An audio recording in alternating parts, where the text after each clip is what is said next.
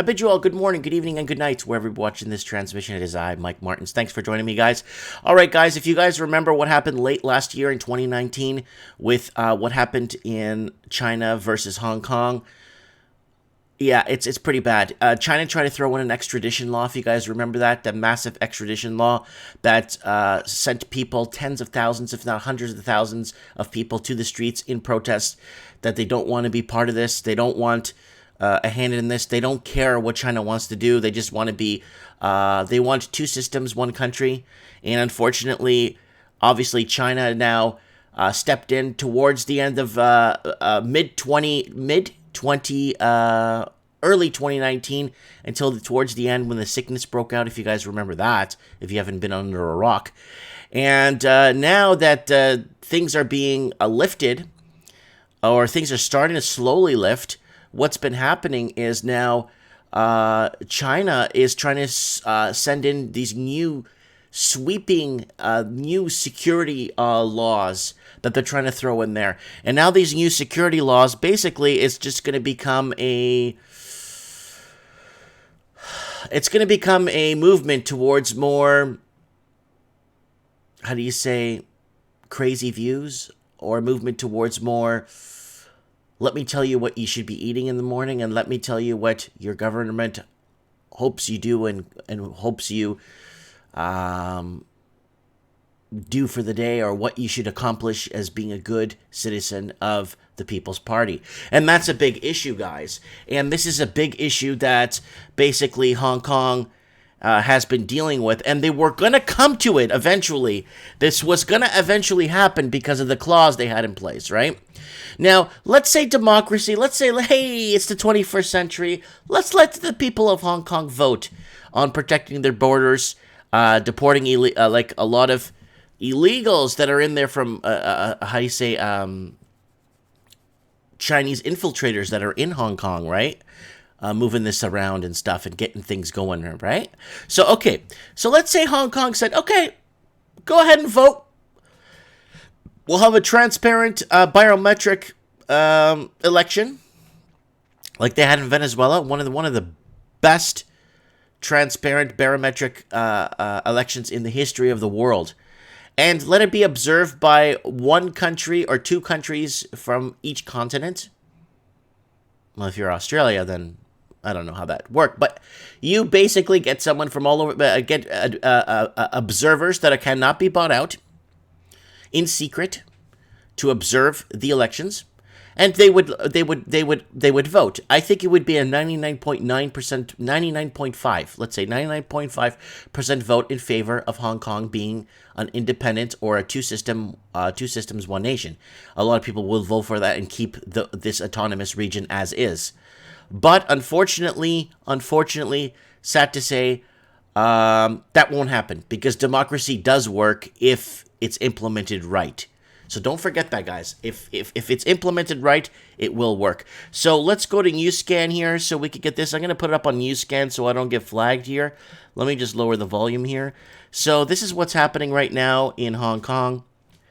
And demonstrators are out back and about. No one's really wearing any masks. There's some people wearing masks, but a lot of people are free. And yeah, there's a lot of people wearing and some of them not. And a lot of people taking it to the streets and deploying forces. This is a very, very bad tactic on the world stage. China does not look good on the world stage right now as we speak, especially with this whole COVID and the sickness that's been going around. Now China looks pretty bad, and now even mainstream media, this media you're watching right now is actually being censored because it's talking about China. But if we can't allow Hong Kong to make its own decisions, because you could arguably say it's different from the rest of China. It wants to be, it wants its own, like Catalonia. You see, if they allow Catalonia to become its own country, even though 99.9% of the people want it, instead of jailing their governments in Catalonia and putting in jail all of the basically all of the people involved, not in the movement of separatists, but people in power, as in government officials that are there, that haven't done enough to stop the protests. Because on a world stage, it makes democracy look like it's fake. And it is. And until they start taking things to a next level, we're not going to see democracy anytime soon. So this is what's happening now. They're breaking things again. They're smashing things. They've millions and if not hundreds of millions of dollars in damages to banks. And I think they're going to start pulling their money out of the banks again. There's a rumor that I heard that everybody will start pulling their cash out of the banks so they could start insolving the banks, and that's a runoff on the banking system. Okay. So let's get to article scan here, please, people. Let's move over to article scan and see this beautiful article here from our friends at BNN Bloomberg. They have really good stuff up here. Always check these guys out and see what they got going on. So there it is. Where's the title here? Hong Kong police overwhelm protesters now crying independence. So, in the first major test of Hong Kong's protest movement in 2020, it became clear that demonstrators face a more formidable challenge in reigniting the street power to the humbled China last year, and Beijing moves could inspire a shift towards more radical views. Yeah, I call it weird movements or weird thoughts. Radical views is a good way to put it. On Wednesday, protesters enraged by Beijing's move to impose a sweeping new security laws on Hong Kong planned to gather at the city's Legislative Council, which was debating a separate law that would criminalize insulting China's national anthem. Yeah. So people were insulting China's national anthem or saying things about China's national anthem. Hey, you know what? It happens. You know what? You come to Canada, you're in the stadium here in Canada, and the national anthem plays. A lot of people don't stand for it, right? A lot of people just sit down and boo it down or just don't want, you know what I'm saying? So a lot of people do not stand, not a lot. I'm saying there's a small percentage of people that don't stand for national anthems. What a lot of people do is take their picture and put it on social media till your social media page gets flagged down. So it's anything that's in pro-democracy or pro-independence, anything that's hey, let's work something out, like even like a libertarian system, a conservative system, let's pay for what we use and, build our wealth and stuff like, I'm not going to get into that, but yeah. Yet, patriotic. People don't want to be patriotic. That's great. And then a lot of them put those photos up of people not standing to national anthems or booing the national anthem. And no, it's not the adversary team either. Okay, it's not the adversary team booing the national anthem or booing the other team, because the adversary team or the people you're playing against fans won't do that. You know what I'm saying? Anyways, yet they ended up getting nowhere close, and the hearing processed as normal. A far cry for about a year ago when the mass people managed to thwart a bill that would allow extradition to China. So if you guys remember that, or if you were sleeping under a rock, yeah. Overall, the demonstrations were relatively muted. Heavily fortified securities cordons around the legislator prompt pockets of protesters to spread around town, where they were quickly swarmed by riot police, who at one point fired pepper spray projectiles. Officers made around 300 arrests throughout the day. Arrests for what? You gonna arrest somebody for a wow? And they sought to preempt protesters from gathering in large groups. Instead of battling radicals with Molotov cocktails, police were pictured detaining young students. So there it is. They're taking down the young students, of course, because the young students, especially in China, know what they face. I've had a lot of Chinese callers call on the show on Trends in the Housing Market and Mike in the Night, and they're telling me, yes, Mike, we don't want this to move here. We don't want, you know what I'm saying? The show of force clearly had an impact, with the small number of protesters who came out saying they worried about an increase in chance of arrests. At the same time, the anger of Beijing's recent movements and frustration with Hong Kong's government's failure to push a greater democracy resulted in more overt calls over Hong Kong independence, a red line for Beijing that protesters had studiously avoided throughout the unrest last year. So only one way out. Only way out, At rallies on Wednesday, protesters chanted Hong Kong independence, the only way out. Exactly the kind of a sentiment that Communist Party officials warned about while justifying the needs to pass a new national security law encompassing secession as well as subversion and foreign interference.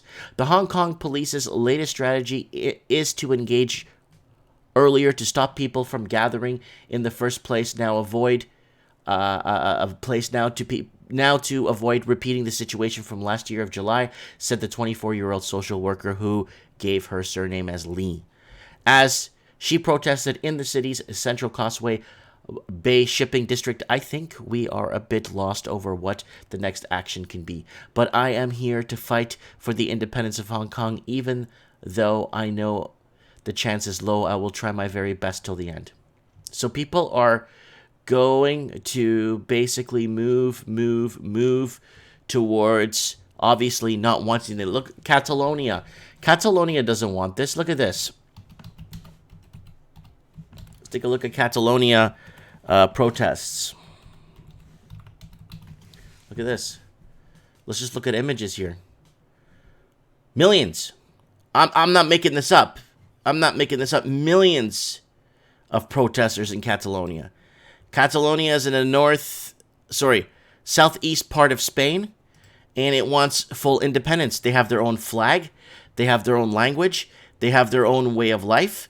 They have their own, and this has been going on for years. These protests are being hidden now. Independence for Catalonia. And I watch the Spanish news from Spain. I speak Spanish and Portuguese, so I watch the Spanish news from Spain all the time. And there's been looting, there's been rioting, there's been unsettling, and they want independence. The people want out. The people want out of Spain. And what's happened? Well, they've arrested a lot of the people that organized this movement, calling it a war crime, or creating war of crime, or being labeled as terrorists. And all they want is an independent society so they can keep the wealth within their own people. Maybe even leave the European Union and the central banking system and be really fully independent and not have to worry about the big government in Spain spending all the money or misspending or misallocation of funds, and then look what happens, right? So there it is. Taiwan promises support for Hong Kong people as China tightens grip. President Ta-Ing Wen pledges necessary assistance after a resurgence in protests against newly proposed security legislation for Beijing. On this channel, I believe that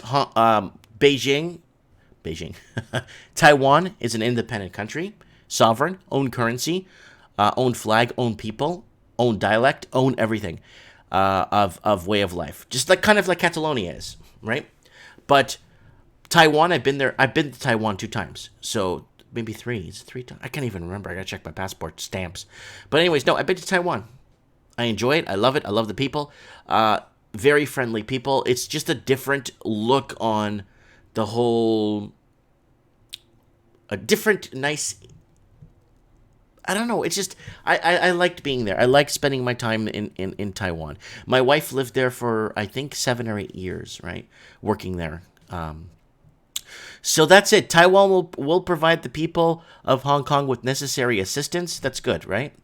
President Tsai Ing-wen has said after resurgence in protests in the Chinese-ruled territory against newly proposed national security legislation from Beijing. So the Canadian government has stepped in and said there's about 300,000. There's actually close to 800,000, I think, Canadians living in. I'm thinking that's what I thought before. That's what I was told many times. Living in Hong Kong. And I think the government, why would the Canadian government step in and jump on the side of Hong Kong all of a sudden and betraying the Chinese communists that they've been side by side with since pretty much day one, bringing in foreign investing, bringing in a lot of foreign investing, and basically selling off all the country's resources, and not just Canada, and Australia, New Zealand, United Kingdom, half of Africa. You know what I'm saying? So what's happened? Well, Canada, I think, is competing for more wealthy tourists because the housing market is on the skids right now. And then Australia is also too. So they're going to try and get whatever wealth they can off the shores of Hong Kong. Capital flows before things permanently shut down, right? Because capital flows from mainland China in August are going to become almost impossible to take money out anymore. I mean, they're going to allow people to not borrow, but use several $100s a day for travel now. They can no longer buy. They're going to shut it down, so no longer foreign assets will be bought up. So I don't know what's going to happen. I don't know where things are headed. But to be very frank with you guys, it ain't good. So let's see what happens. Let's see what happens with Hong Kong. It's going to be a huge, huge dilemma. Huge, huge, huge dilemma. And you're seeing things in reverse. Like there's a lot of Canadians now living in Europe that have, like a lot of, Canada's seeing this unique movement of European immigration. I'm a European immigrant from Portugal. So we're seeing a European immigration reversal now where everyone's moving back to Europe. Like not everyone, but there's huge numbers and they're not reporting it. Right? Huge numbers of people moving back to Europe, buying a property for a fairly priced area. If you're from Italy, you could go buy a property for like 20,000 US, a nice, decent property to raise your family in, right? So people are starting to look at that now and say, I'm going to go back to the old country because building the West isn't really working out as I thought, or it did work out for the older generations, but it ain't working out now. So you're going to see huge demographic shifts in patterns of people, right? You will see Canada and Australia and New Zealand become very predominantly Chinese. It will get so Chinese that it will be to the point where it will become a second, and then eventually in about 100 years will become a first language. I'm not saying that to be like anything about anything. That's just how it is. Like Brazil speaks Portuguese because when the Portuguese went, while Spain was still trying to figure out what to do, and England was at war with France, the Portuguese went out in the late 1400s and built all these countries and embedded their language. And that's usually what happens. When someone brings their money over, they start, I guess, investing in the country, in the infrastructure. They bring their language and culture. It starts to transform the places you live in. And that's just how it is, right? But let me know what you guys think in the comments below. Please share this video. Please go against the algorithm, guys, and share this video for me, please. And we'll talk soon. Don't forget, guys, to set your reminders here. If you can, guys, please. Article scan, please. Go here. Set your reminders for Mike in the Night and trends in the housing market. Thanks for watching, guys. Big hug and lots of support. Thank you. To all our friends down in Hong Kong, lots of support. Thank you.